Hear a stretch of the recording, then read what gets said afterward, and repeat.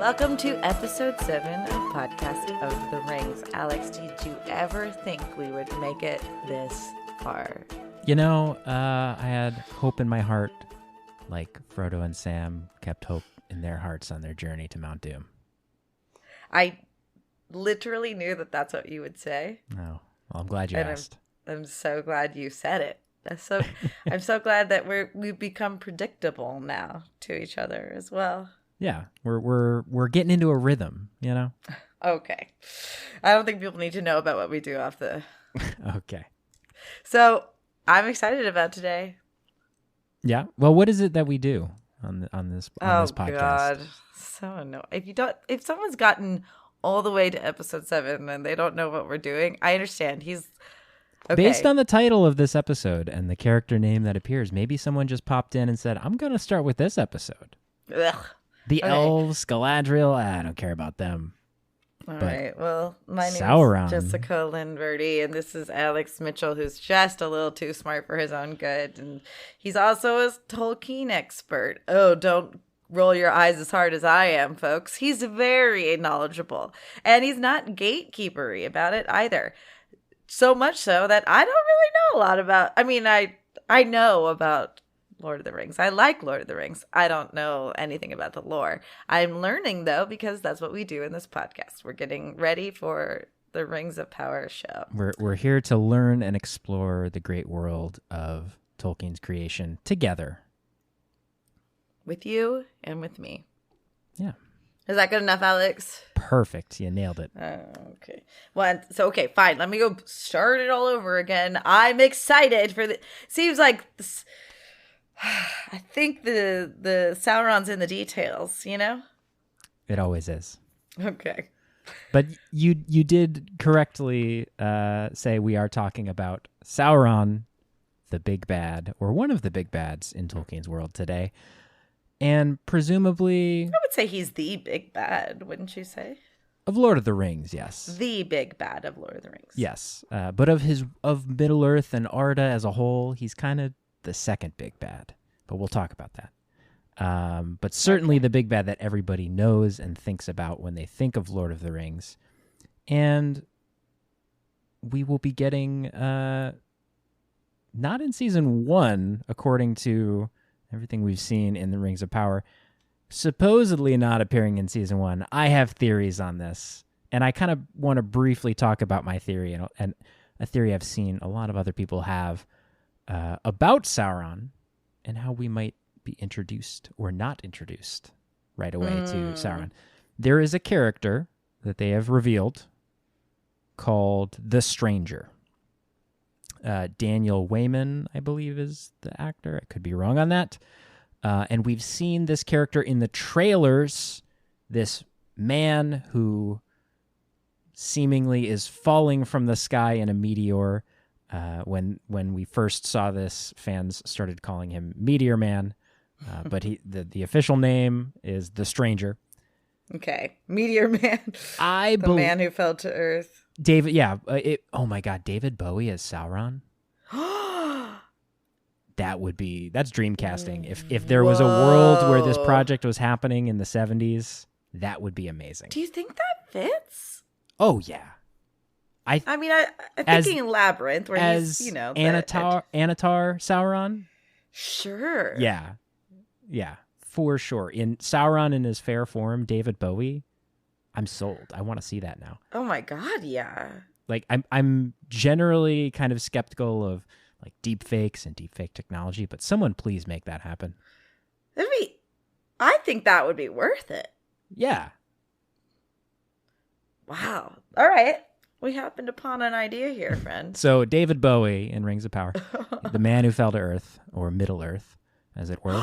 The man who fell to Middle Earth. Malort. I personally believe that this is going to be Sauron. It's a character of mysterious origin.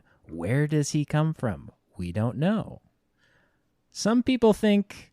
I've heard, I don't think people are saying this as much now, but I think when we first saw this, people were saying Tom Bombadil, which is just insane. Come on, people. We're never going to see Tom Bombadil in adaptation to the screen, big or small, in my opinion.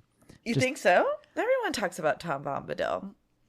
It works in the books as a little side adventure, side plot thing to kind of give some levity. The moment it happens in the story makes sense. But it's just, it doesn't have anything to do with the driving narrative of Lord of the Rings, really. We need a spinoff then. Tom Bombadil. Yeah, the adventures of Tom Bombadil. And yeah, that would be... Well, hey, we had, I don't want to get too deep into like the news, but we did have the acquisition of the IP rights by Embracer, this big conglomerate. And because of that, you very well may see a Tom Bombadil spinoff.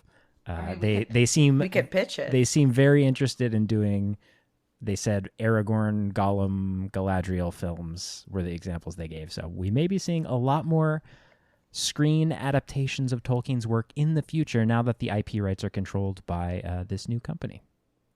I think that sounds like they're trying to make it Star Wars or something, but whatever. Yeah, that's what everyone's trying to do with everything, is make a cinematic universe. So right. we will see. Who knows? But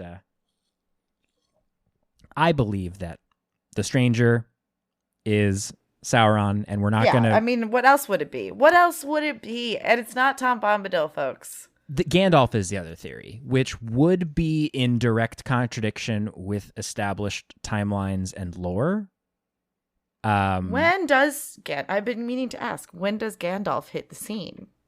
Gandalf hits the scene in the Third Age, along with the other wizards. He doesn't come any sooner than that. Okay, no. So then that doesn't work. Then it's not. But they could change. They could change it. That's not Gandalf. The Stranger. Yeah. That's some people's theory because the hobbits in the trailer that we see, the hobbits are the ones who find him. He has the beard. He looks a little wizardy, but also that could be something where they want you to think that, you know, if I'm looking at this from the perspective of someone who hasn't listened to our podcast and are going in without any knowledge, they might see that and think, oh, Gandalf and the hobbits is like a young Gandalf, right? It makes sense. That's where we first see Gandalf in The Lord of the Rings. And then they're going to pull a switcheroo and go, oh, no, it's actually this evil guy. So that's a potential. But there are some people who think it actually is Gandalf and they're changing the lore. So that's my theory. A lot of other people's theory about where we'll see Sauron/Anatar in the show. But let's go back. Because this is Second Age we're talking about with the show. Let's go all the way back to the creation of the world.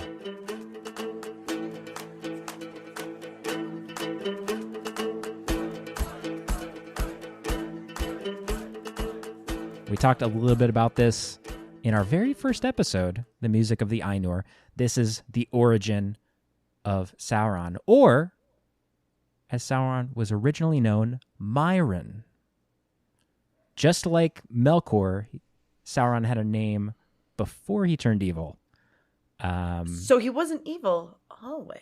No, he is one of the Maiar, one of these angelic-like spirits that serves Eru Iluvatar.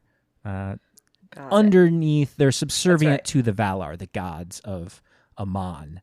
Mm-hmm. And he, Myron, served under Aule, the smith. Remember in our episode on the dwarves, Aule was the creator of the dwarves. No wonder he's obsessed. Yeah, so... with smithing things in rings. Exactly. This is where he cut his teeth and learned to forge things and learned about crafting and making magic stuff. Oh my God. Well, this is such a good episode, Alex. Thank you so much. Yep. May our roads meet again. Yep, we're done, folks. That's amazing. May our roads meet again. So, Myron studied under Aule, and again, another parallel to Melkor. We'll see many of them. He was one of the most powerful of the Maiar. Just like Melkor was what was the most powerful Valar, and then became evil, so too was Myron. It always seems that evil is drawn to power and corrupts through that. You know? What? And the most powerful among us desire more power, and then that turns into bad things. I feel like there's a theme going on. I thought you said there's no here. allegories, but that's okay. Well, that's not a direct one-to-one. No, that's just fair. a general life observation from Fair. the good professor. So Myron loved order, planning, like very meticulous, things being all in their right place and coordinated, and disliked chaos and disorder and all of those things. These were kind of his character traits as a Maya. But eventually that became an obsession for him. And Melkor seized upon that and corrupted him to evil. So these are character traits that follow Sauron throughout his journey, that he wants everything to be ordered and he wants to be the one to order it and control it.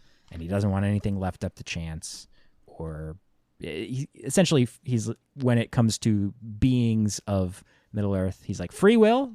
Why do we need that? I can just tell everybody what to do and it will be way better and more organized.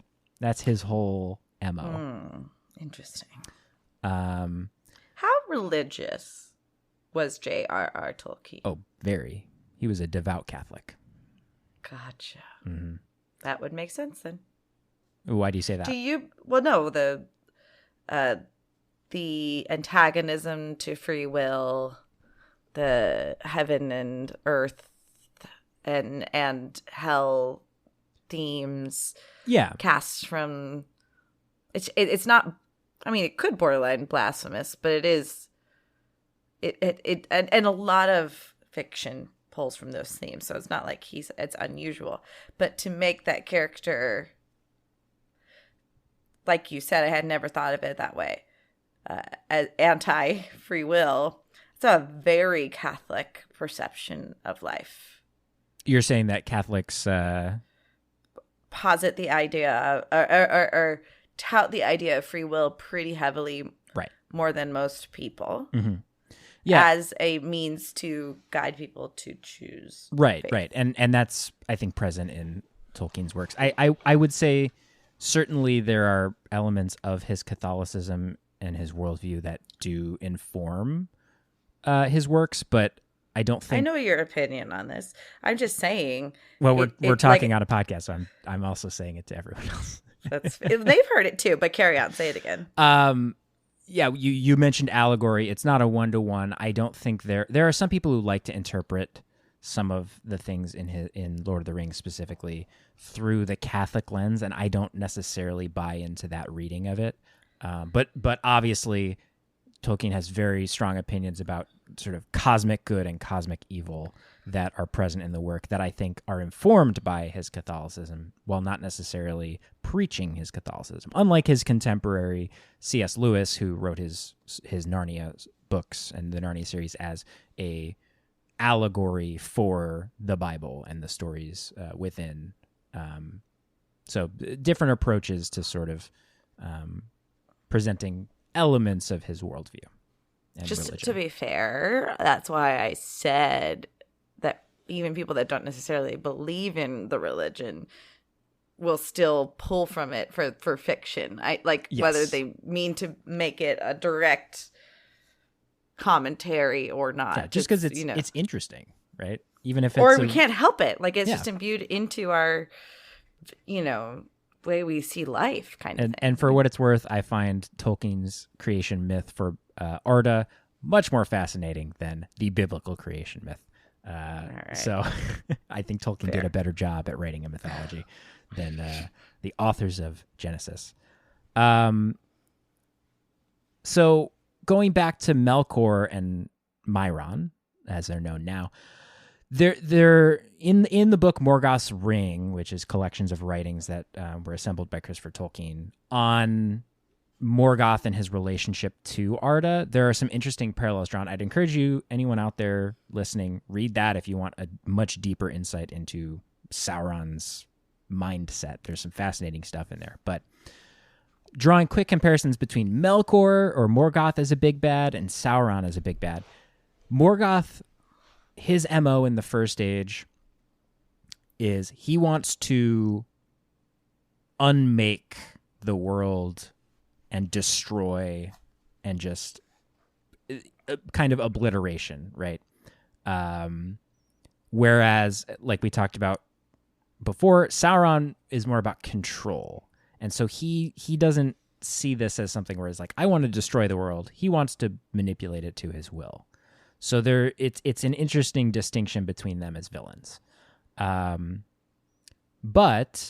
Sauron is in the service of Melkor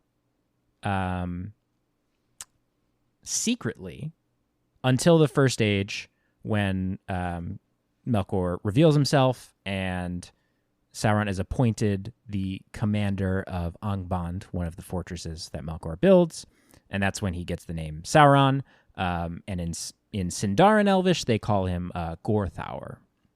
So he has a couple names, like all good things in Tolkien's world. So during the first age, he's in charge of Angband, and eventually Melkor is captured by the other Valar in the Battle of Powers, and the Valar raid his fortresses. Sauron manages to escape.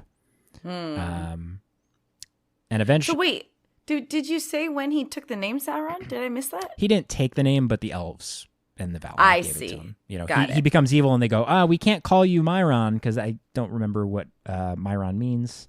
Hold on, I might have it here in my notes. And when was the moment he became evil? When he establishes himself in Angband under Melkor. Got it. Melkor puts him in charge of that, and then he goes, I'm evil. And Melkor tempted him? Yes. So he was for a while like secretly following Melkor, and then Melkor gave him this position. He's like, all right, I'm openly evil now. Got it. And so then the elves gave him this name, Sauron, or Gorthaur. So he becomes Melkor's right-hand man. And then Melkor becomes known as Morgoth after the destruction of the two trees, when he's unchained. Oh, so this is around that same time. Yeah, this is early first age stuff. So, Melkor's unchained. He destroys the two trees. Feanor curses him, names him Morgoth. Morgoth comes back to Middle-earth, and Sauron is still there. He was hiding out. He had evaded capture, and he was, waging war against the elves that were still over there and the inhabitants of Middle-earth. And Morgoth looks at Sauron and goes, all right, I got some business to take care of. I need to find these second children that we've been hearing so much about, the men. So I'm going to go off and do that. I'm leaving you in charge of the war against the elves, okay? Whoa. Because remember, the Noldor are coming over after their exile, after the destruction of the trees, after Feanor swears an oath with his sons to get back the Silmarils that Morgoth stole. So these elves are coming to Middle-earth. There's already elves in Middle-earth that remember some of them that didn't make the journey to Aman. So Sauron is leading the war against them as Morgoth's right hand, Maya. So during this war against the elves, Sauron captures Minas Tirith, not the Minas Tirith we know from Lord of the Rings, but the one that's just literally means tower. Tower of the Watch. Yeah, got it. So on that island, Tol Sirion, I believe it is. Our boy Finrod was ruling over that. Sauron captures it from him, and it becomes known as Tol in Gwarhoth, or Isle of Werewolves. Now, it's very cool at this time. Things we don't see in Sauron in the Second Age or the Third Age. During the First Age, he was pretty powerful. This was kind of the height of his powers.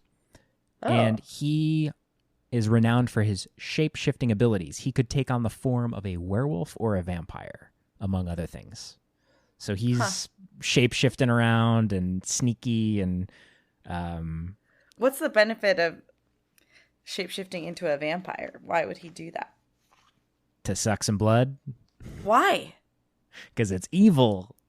Oh, come on. Because vampires have powerful magic abilities, But what's the narrative to let me suck the blood out of people? I would say that would strike fear and terror into the hearts of anyone fighting against you, to turn into a vampire. or a werewolf, right? Okay. It's just another way Sure. to intimidate. And they have different, maybe you're fighting and you need to fly around and you become a vampire. Or you're fighting, well, we'll see fighting with the werewolves in a bit. But needless to say, he could shapeshift into different forms, most notably werewolves and vampires. So, and I just think it's cool that we have werewolves and vampires in Tolkien, because that's not something a lot of people know. Wow, all the Sauron hate. I don't know about this. I wonder why. Okay. We haven't even seen what he's done yet. All right. Just hold your right. hold your judgment. Context clues. Yeah. Or got it. Okay. Yeah, clearly we're taking everything he's doing out of context. Yeah. So he establishes his base on the Isle of Werewolves. And he's ordered by Morgoth to find and kill Barahir. Now, you remember from our episode on the Númenóreans, Barahir is one of the leaders of the houses of the Edain, and notably, the father of Beren. Ah, okay. Of Beren and Luthien fame. Now, at this time, Barahir is leading a small... He's fighting against the forces of Morgoth, and he's kind of leading this small band of what Tolkien refers to as outlaws. They're kind of wandering and using, guerrilla tactics, evading detection. Hold on. Why is Morgoth like, I gotta go find the second children, but they're fighting me, so I don't need to find them because they're already fighting? Like, why did he need to go find them?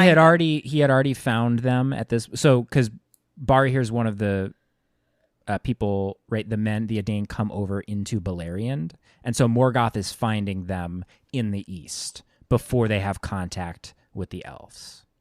So some of them, they come over into Beleriand at different times, and he's already kind of... It takes a while, to do his corruption, and he's already corrupted a lot of them at this point, but he just hasn't... he's still letting Sauron command some of his forces from the Isle of Werewolves. He's not totally out of the picture. Okay. Right? So he's still in charge. But he's off... I believe at this point he probably has actually returned to Angband or Autumno. I'm not sure exactly where he is at this point, but he gives the order to Sauron. Go, that I've heard tale of this Barahir guy. I want you to take care of him. So Barahir's wandering around. They're in the woods, I believe in Dorthonion, kind of hiding out, evading detection of the enemy, but kind of launching these attacks. And one of Barahir's companions, Gorlim, returns to his home and finds that his wife, Eilínil, I think that's how you say it. Eilínil. She's a little anal. A little anal. She's gone, and the house is ruined. Oh, she really made it look like she was kidnapped. Yeah, that's exactly what happened. Yeah, we have what's that? What's the movie? Gone Girl. She pulled a Gone Girl. Yeah, for sure. So Gorlim is distraught, and he goes back to his company with Barahir, but it's on his mind, obviously. And so he'll often just kind of wander off by himself back to the home and be like, maybe she's come back. Who knows? Like maybe she got captured and she's come back, or she just, who knows, right? He's just checking in. And Sauron has spies everywhere. Like, that's his MO. He does that all the way through the Third Age. And so his spies report back to him. And one evening when Gorlim comes back home, he actually sees his wife through the window. But before he can make it to the house, boom, Sauron's servants are there. They capture him and bring him back to Sauron. And he pumps him for information. Pumps? Don't say pumps. Okay. He pries information out of him. He basically says, look, you saw your wife. We got her too. And he's just afraid. He's like, dude, this guy's going to kill me. He threatens to kill him unless he gives up Barahir's location. So he cares about his wife. He's afraid. He tells him where he is. And then Sauron kills both of them. Yep. Well, he reveals that his wife already was dead. What he saw was just a vision of magic. because Sauron's deceptive. Maybe it was Sauron who shapeshifted. Who knows? Maybe he took on the form of his dead wife. Sure. Who knows? As a vampire. Gorlim should have known with the little teeth sticking out. Yeah, he's like, honey, are you hungry? I am. But no, you hit the nail on the head. Yeah, he gets the info and then just goes and kills him. Yeah. So, cut to Baron, Barahir's son. He's off on a mission, and he gets this vision of Gorlim's spirit. And his spirit tells Baron, look, sorry, I betrayed y'all. I told him where you were. And so Baron rushes back to Barahir and company and finds them dead. And he swears an oath of vengeance. And this is bad news for Sauron. He basically tracks down the orcs that killed Barahir and his company that Sauron sent, finds the hand of his dad, Barahir, that they took as a trophy, and the ring. Remember, Barahir saved Finrod's life in the Battle of Dagor Bragollach, so he takes that ring that Finrod gave him. And I believe overhears the orcs saying, like, oh, we're going to go take this trophy back to Sauron. So realizes, okay, Sauron had a direct hand in this, obviously. So jumping forward a bit, we're not going to get into all the story of Beren and Luthien. Again, maybe one day we'll do a whole episode on that. But Beren meets Luthien, talks to her dad, Thingol, Carrie Elways, I think was our nickname for Ilu Thingol. Thingol sends him on a quest to get a Silmaril from Morgoth, who has them on his iron crown. So they're off to do that. Beren leaves to go on this quest. And eventually, guess who he encounters along the way? Any guesses? I don't... Clara Dindon. Clara Dindon? Close. Oh my God. We're at that point in the podcast where we're making up new characters. No, Celebrimbor. Oh, Celebrimbor. Okay. Yeah. No, not Celebrimbor. He doesn't factor in. Celebrimbor's second age. Finrod. Finrod. Felagund. Meets up with him and presents this ring.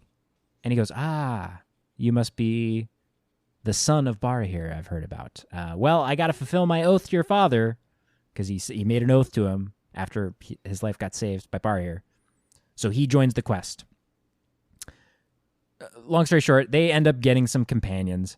I think there's like 8 or 10 companions. And companions of the ring? It's kind of like, yeah, their own fellowship, right? Formed under different circumstances. But they do have this mission to go up against the big bad, and instead of destroying something, they're trying to recover something. There's parallels, you know. If you're George Lucas, you'd say, "Oh, it's like poetry. It rhymes." So he would say that. Oh yeah, have you not seen that clip from the behind the scenes of the prequels? Has everyone? It's a meme. Okay, got it. I don't think I've seen. We'll have to. I'll have to show you that. It's okay. It's like poetry. It rhymes. So I'm sure he was a Tolkien fan. Sure. So they are making their way to go get these Silmarils back from Morgoth, but they have to go by the Isle of Werewolves. And Finrod, being a powerful elf with powerful magic, uses his magic to disguise the company as orcs so that they can go undetected past the Isle of Werewolves. Why didn't Legolas do that when they were traveling in the Fellowship? Okay, number one, magic in Tolkien is undefined. Legolas does have magic. Right. But it manifests differently, especially because probably the main reason being Finrod was born in Aman. So sure. he saw the light of the trees. And elves who see the light of the trees or were present there are more powerful. Okay. The Calaquendi, elves of light, as opposed to Is that the first time I'm hearing that term? Coliquendi? I think we talked about those terms in episode 1. Coliquendi, what? What'd you call me? Coliquendi? Coliquendi? What? So Legolas, he never saw that. He has lesser powers. So there's hierarchy among the elves. So that's one of the reasons Galadriel is one of the most powerful elves in Middle Earth. I see. Sure. At the time. But she definitely is not a fighter. Yeah. I actually, just in researching this, I saw a painting by, I can't remember, Angus is the artist. I'm blanking on his first name. That depicts the White Council. We'll get to this, maybe. The White Council attacking Dol Guldur, and Galadriel's part of the White Council. And she has armor on in that depiction. No. So, No. folks... Take it up with him. No. Back in She's probably the Laura 80s Croft, or though. 70s when this painting was done. Yeah. Anyway. Jesus. So Finrod uses his magic to disguise them as orcs. And Sauron is keeping watch, right? He can see over his land. And he does see that they're orcs, but he goes, this is weird. All my orcs are supposed to report back to me, and these guys aren't. So he has them brought in, and they're captured. And this is where I want to turn to the text, because this is a very cool moment between Sauron and Finrod. So it says, but Sauron in his tower was ware of them, and doubt took him. For they went in haste, and stayed not to report their deeds, as was commanded to all the servants of Morgoth that passed that way. Therefore he sent to waylay them, and bring them before him. Thus befell the contest of Sauron and Felagund, which is renowned. For Felagund strove with Sauron in songs of power, and the power of the king was very great, the king Finrod. But Sauron had the mastery, as is told in the Lay of Leithian. So this is, for those who aren't aware, the Lay of Leithian is the story of Beren and Luthien told in verse. And it's this epic poem. That sadly Tolkien never finished, but there's I was just going to say, did he write it? That's so most curious. of it. Yeah, he never finished it, but most of it. So in the Silmarillion, there are excerpts, and I believe in the Lays of Beleriand, the whole, all the text that we have is written. So if you want to read the whole thing, go get the Lays of Beleriand book. But I just want to read this poem because it's beautiful, and for all the people who give Tolkien crap about all the poetry, some of it's badass, and this is a badass example. So this is this contest of songs between Finrod and Sauron. They're literally singing magic songs. This is why that guy did that rap. Yes, exactly. No Better Do Better. Go check him out on TikTok or Twitter. I don't know. All your social media platforms, because he does great stuff. So here is the excerpt from the Lay of Leithian about the battle of songs between Sauron and Finrod. He chanted a song of wizardry, of piercing, opening, of treachery, revealing, uncovering, betraying. Then sudden Felagund there swaying, sang in answer a song of staying, resisting, battling against power, of secrets kept, strength like a tower, and trust unbroken, freedom escape, of changing and of shifting shape, of snares eluded, broken traps, the prison opening, the chain that snaps. Backwards and forwards swayed their song, reeling and foundering, as ever more strong the chanting swelled, Felagund fought, and all the magic and might he brought of Elveness into his words. Softly in the gloom they heard the birds, singing afar in Nargothrond, the sighing of the sea beyond the western world on sand of pearls in Elvenland. Then the gloom gathered, darkness growing in Valinor, the red blood flowing, beside the sea, where the Noldor slew the foam riders, and stealing drew their white ships with their white sails from lamplit havens. The wind wails, the wolf howls, the raven flee, the ice mutters in the mouths of the sea. The captives sad in Angband mourn, thunder rumbles, the fires burn, and Finrod fell before the throne.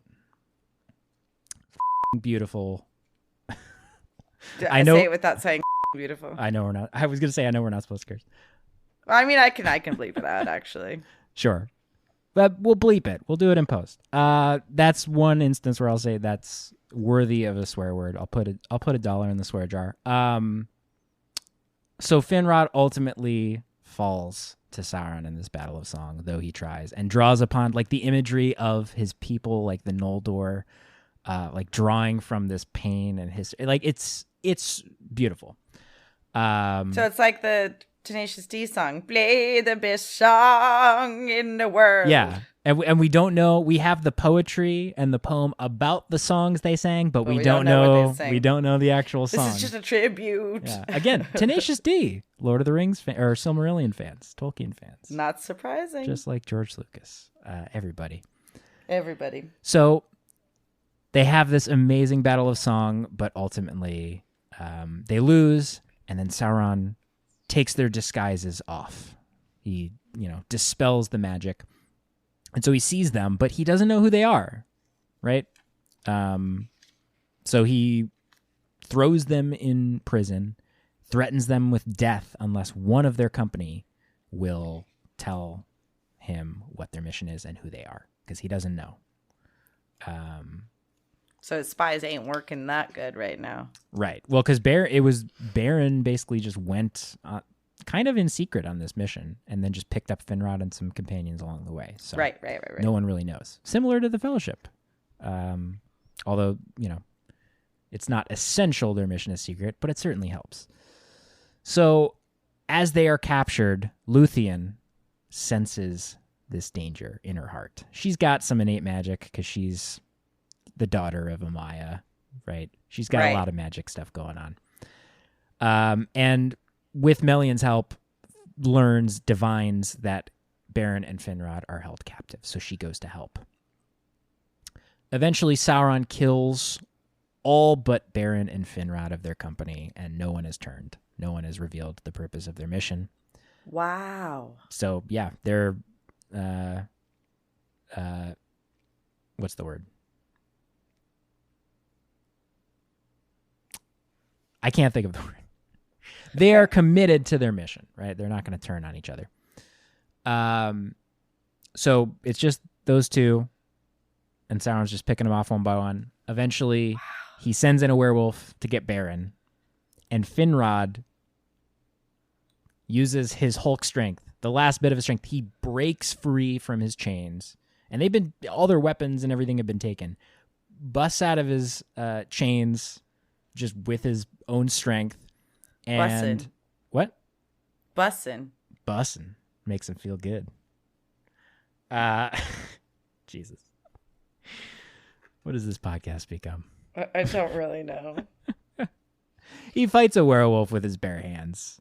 So okay. But the werewolf is not Sauron. No, he just has werewolf minions. I got it. So, he's giving him food, right? So Finrod uses the last bit of his strength, and it says with his bare hands and teeth, kills this werewolf. So he's literally biting a werewolf and wrestling it just with his bare hands. Wow. And successfully kills it, defends Beren, but he's mortally wounded in the process. So he eventually succumbs to his wounds and dies, defending Beren, fulfilling his oath. Aha, there we go. Wow.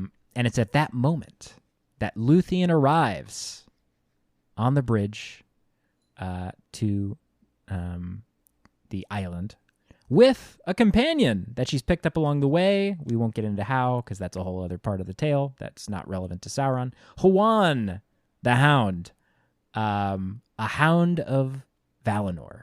Magical dog, big as a horse, never needs to sleep, eat, tireless.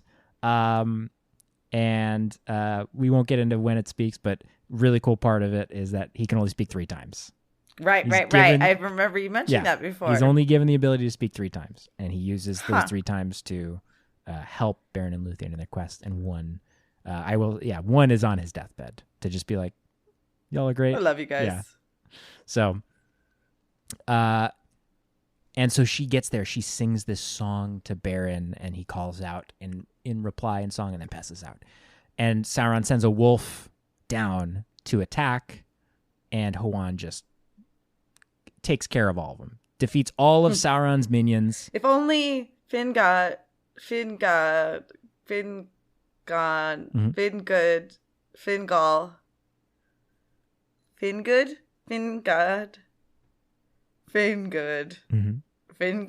help me. Fingon, yes. No, you had it. You had it. If only Fingon had waited 2 more minutes, right? He wouldn't have had to die. Right. Yeah, that, but it's poetry, right? Not in the literal sense, because he fulfilled. It's fitting. He fulfilled his oath, right? Yes, so many oaths, and he gets that badass moment of busting open his killing a werewolf with no weapons. He did a Fin-good job. Finron and Fingon. Which one is? Oh, I can't even. Now's not the time. This is not an episode about the elves. We're not going to get into the all the relations. So including Huan kills all these werewolves, including Drauglin, Sauron's chief werewolf. And there's a prophecy that Huan could only be killed by the strongest werewolf. And so Sauron, knowing this prophecy, goes, maybe I can fulfill this, and takes on the form of the biggest, baddest werewolf and attacks Huan, right? Thinking that, this is my moment to fulfill this prophecy. This is the only way I can defeat him. But Huan, being a little frightened, jumps out of the way, and Luthien is behind Huan, and she throws up her cloak, and it makes Sauron real sleepy. Hold on. What are you saying? She flicks up her cloak, and Sauron goes, and goes, ugh. Why? Because she's magical. What you're illustrating to me is that she flashes him. That's what a cloak is an outer. Flicks up her cloak. A cloak is an outer garment. You had a smirk on your face. A cloak is like a jacket you wear to, protect you from the elements. It's not like. Okay. You went there in your mind. Your mom did too. I think it's funny that it's just like, this big werewolf. I'm going to throw some fabric in your face. You are the one who made it. Also, why didn't she do that to the horde of werewolves that came at them and made Huan do all this stuff? Because Huan had it. But then Huan was like, I'm a little scared. And then Luthien goes, whoa. Because Huan had it. But Luthien also... You're losing me here, Tolkien, okay. but... Yeah, and he'll lose you here too. Because then Luthien also is scared and she faints. Okay. But she makes Sauron sleepy. And so Huan then goes, now's my chance. And he strikes and pins him down, and they fight. And eventually Huan overcomes him, pins him with his teeth by the neck. And Sauron, in a cool moment, I'm sure there's a couple movies I can't think of off the top of my head that sort of do the same thing, where he tries to get out of it by shape-shifting into like different forms, including a snake, but Huan just keeps him pinned down. So he can't even get out with shape-shifting. Wow. Luthien... Did Huan know that he was prophesied to be killed by the baddest werewolf? I don't know if that would be interesting if he was scared. Maybe. I wonder. I mean, I think anyone would be scared seeing Sauron as a... I'm just saying. But maybe he did know the prophecy. I'm not sure. Not sure if that was information shared with him. That would be kind of messed up, though. If you knew, and it was like, by the way, I'm going to tell you how you're going to die. I don't like if someone had that information about me. I'm like, I kind of don't want to know that. Yeah, but that's just that you think that now until you know for certain someone knows. I think I'd like ignorance is bliss in that case. Okay, all right. You constantly have your head on the swivel. I'd rather just not know. Let it hit me out of nowhere. No, that's when you have a head on a swivel, is when you don't know. I disagree. When you know, you're like, oh, okay, no, because I know it's on this. If you know the signs, right? If it's like you're going to be killed, by a car or something, every time you're crossing the street, you're going to be like, is this the moment? But if you don't know, it's just like, well, All right. Less anxiety. Okay, Oedipus. What? No, Oedipus' dad. Oh, yeah, because Oedipus, the whole prophecy with that, yeah. I get what you're saying. So Juan, now no longer scared of death because he has Sauron under his control, Luthien wakes up and she basically says to Sauron, look, you got two choices. Either leave your physical form, which he doesn't want to do because he'll lose some power. Either do that because there's no way you're escaping, or we'll let you go if you surrender to us back Minas Tirith, or Tol Ing Guarath, as it became known. So Sauron, wanting to maintain his power, yields and gives them control of the island. And he takes the form of a vampire and flees into the forest and corrupts the forest there. So that's the big moment he has in the First Age, where he's kind of a big villain in the First Age, being involved in Beren and Luthien's quest. And then they go on, and again, if we do an episode on them, we'll talk more about that. But after Morgoth is finally defeated, skipping forward a little bit here, at the end of the First Age of the War of Wrath, Sauron, he takes on a fair form, and he repents for his evil deeds to Eonwe, who is a herald of Manwë. Manwë is the chief of the Valar. Eonwe is herald. And it says in the Silmarillion that there's a possibility he genuinely repented, and there's a possibility he was kind of just deceiving. But either way, after he repents to Eonwe, he is ordered to return to Aman and receive judgment from Manwë himself. And this freaks him out. One, he doesn't want to be humiliated. And two, he's scared of what exactly his punishment's going to be and what he'll have to do. So instead of doing that, he goes on the lam and he flees. Jesus. And that brings us into the Second Age. So he flees into the east, and eventually, after laying low for a little while, seeing kind of the desolation of Middle-earth and the state it's been left in, kind of thinks to himself, I guess the Valar have forgotten about this. And so he kind of comes out of hiding a little bit, begins corrupting some of the men in the south and the east. And by the year 1000, he establishes himself in Mordor and begins constructing Barad-dûr. 200 years later, after he's established himself in Mordor, he's built up some armies of orcs and trolls, organized the men that he's corrupted under his banner. He starts to turn his attention to the elves, because the men to him are easily corruptible, but the elves not so much. So he starts brainstorming ways in which he can corrupt the elves. And so this is where he comes up with the form of Anatar, Lord of Gifts. And now as this Anatar character, he's pretending to be an emissary of the Valar. So he's saying that the Valar have sent him here. And as we've talked about a little bit before, Gil-galad and Elrond are immediately suspicious. They don't talk to him. But the elves in Eregion do. And the dwarves welcome him, and the men he talks to welcome him. Notably, Galadriel, also suspicious of him, even though she's in Eregion. She's one of the few people in Eregion who is not fooled, or at least suspicious, right? And what's interesting here is Sauron is a master deceiver. Like we talked about the last couple weeks with Numenor.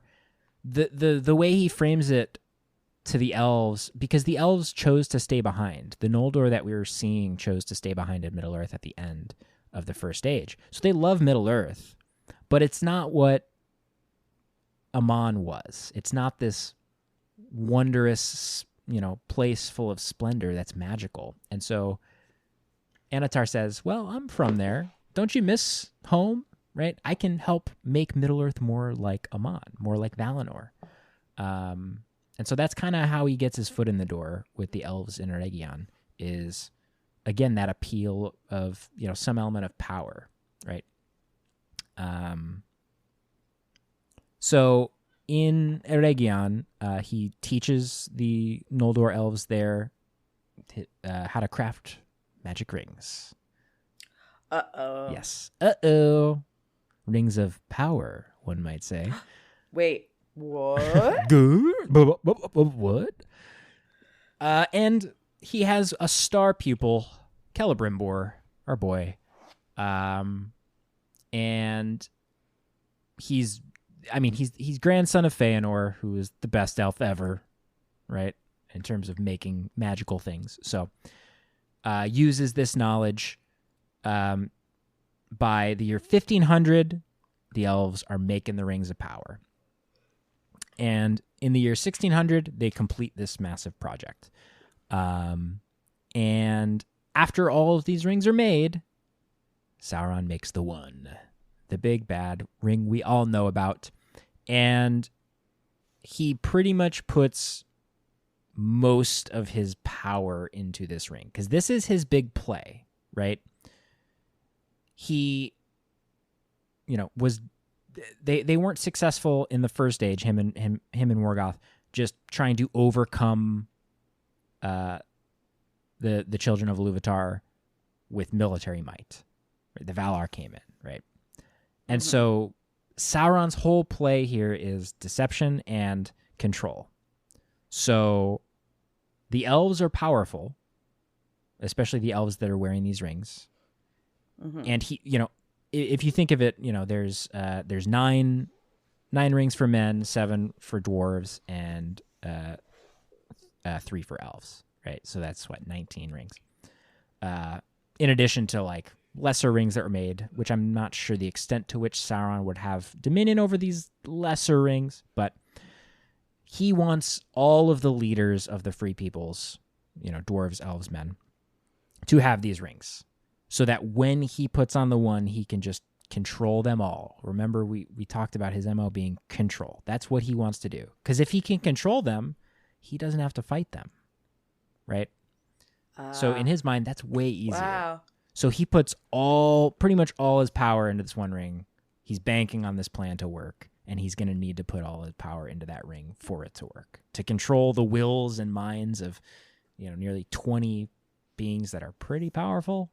It's going to take a lot. Even a Maya, that's a big ask. Even one of the most powerful Maya. So he makes the one. He invests his power in it, and his plan goes to crap. He puts it on, and the elves go, "Wait a minute," and just take their rings off. Fails miserably. The dwarves. We'll get to the dwarves and men later, because at this point, the rings were not distributed.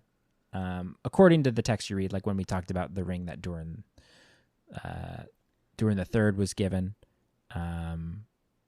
it's unclear when he got it, but all the other rings have not yet been distributed. So we'll get to that. So Sauron is a little bit ticked off, and he's like, "Hey, you wouldn't have made those rings without me. Give them back. Give them back to me. Come on, give me the rings." Oh my God. Please? He probably didn't say please. And obviously they say no, because they have seen his intent, the elves. So they hold on to the rings of power that they've made, and war breaks out in 1693 of the Second Age.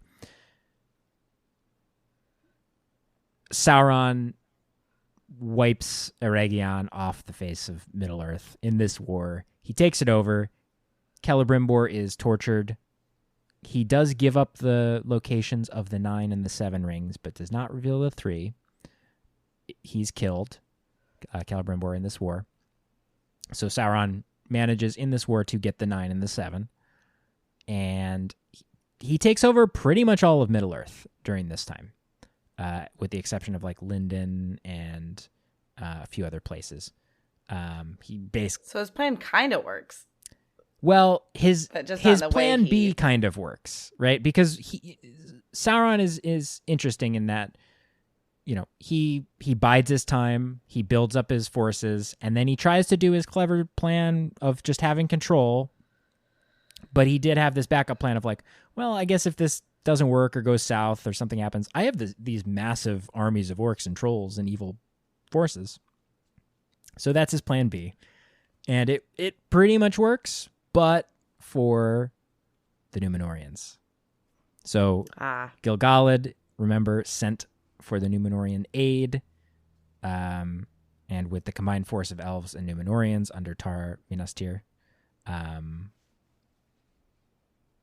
Kiriator, I think, was the admiral, his son. They drive Sauron's forces back to Mordor, pretty much wiping them all out. But Eregion is wiped off the map. Celebrimbor's killed, right? So Sauron has the rings, except for the elf rings now. So, and this gets to Sauron's head, right? He's like, I almost had him, but those Númenóreans, and this is where his bitterness and rivalry for the Númenóreans starts to grow even more. So he has the rings, Sauron. He distributes the rings to the dwarf lords, and to 9 men.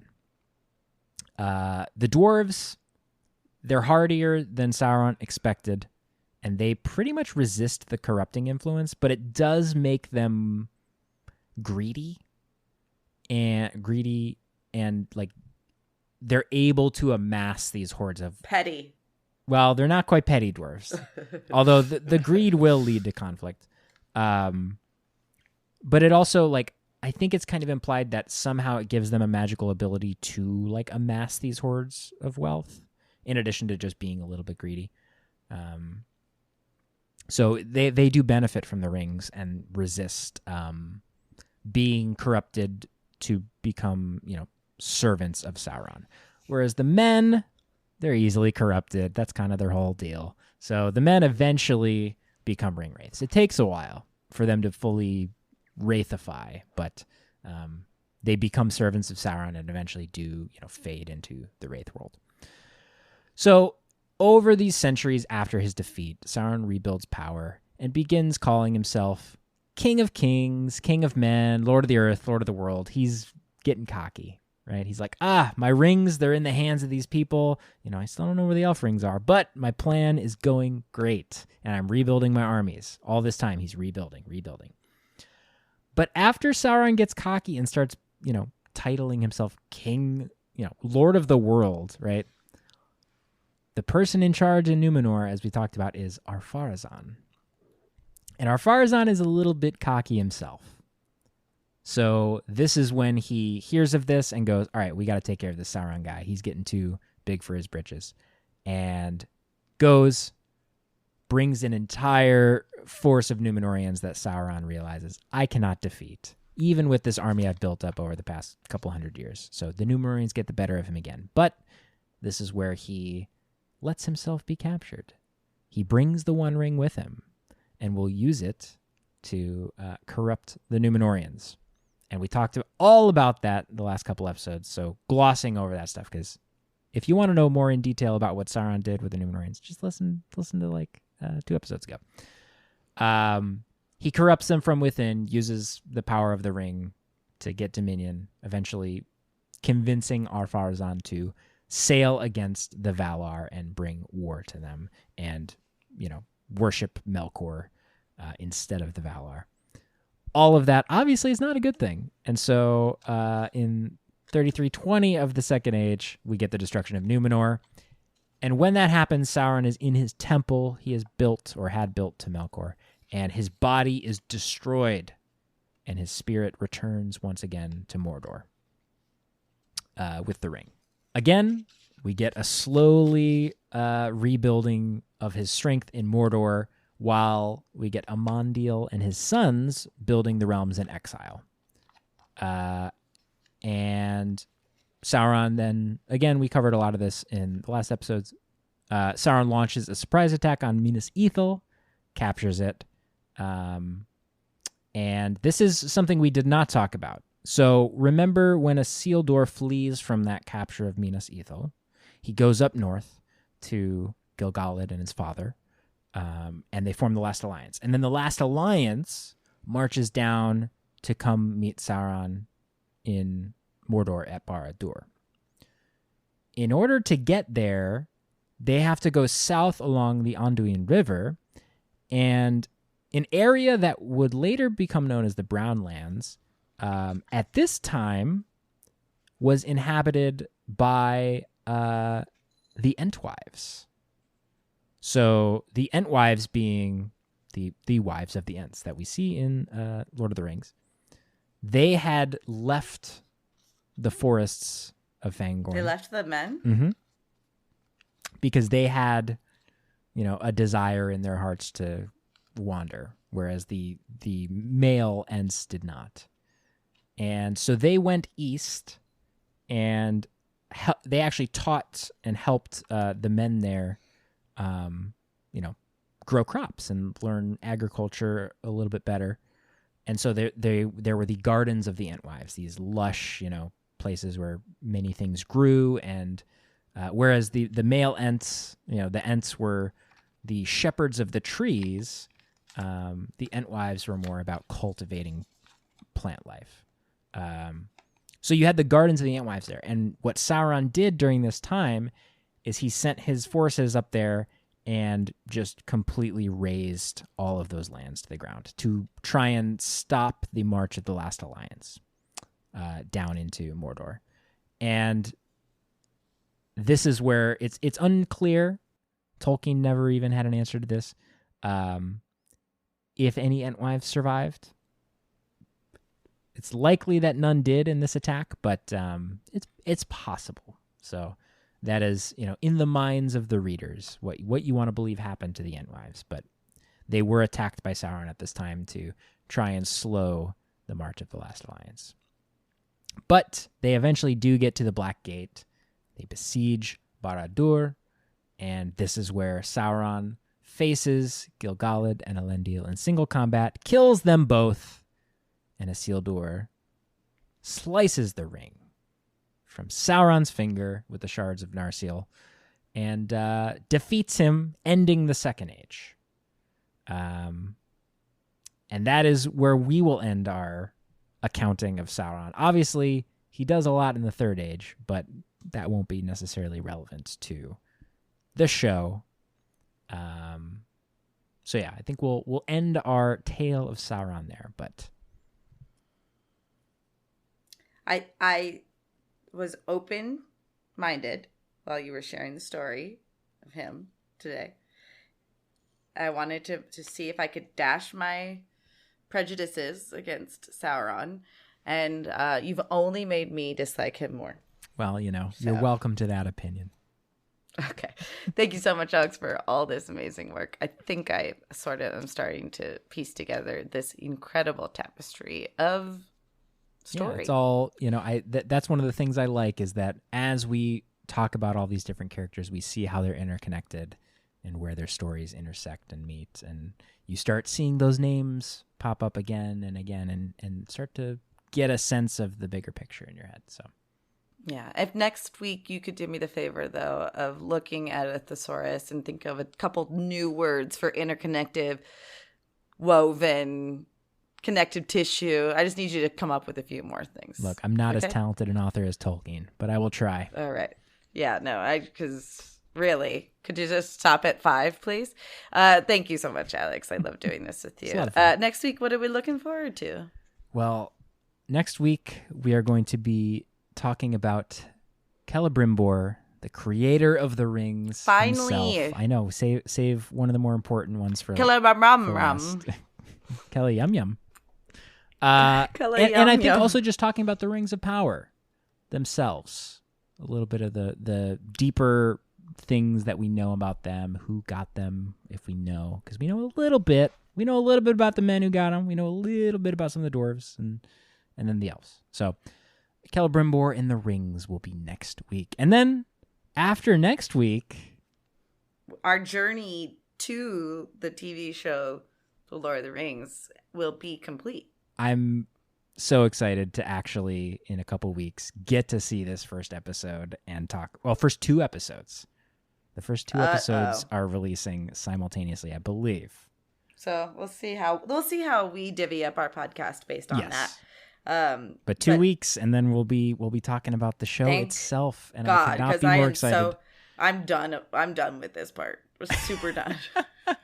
I'm done learning. I'm done. Well, I don't care. I very much look forward. I know I'm jumping a little bit, but I very much look forward to hearing your opinion about the show itself, because again, the whole premise of the show is that we're coming at this from different angles and different perspectives. So that's where I'm really going to shine, Alex. Me as a listener, not so much, but me as a talker, oh yeah. I could not be more excited. Well, I'm glad. I'll see you next week. And until then, may our roads meet again. Ba-da-ba-ba-da-ba.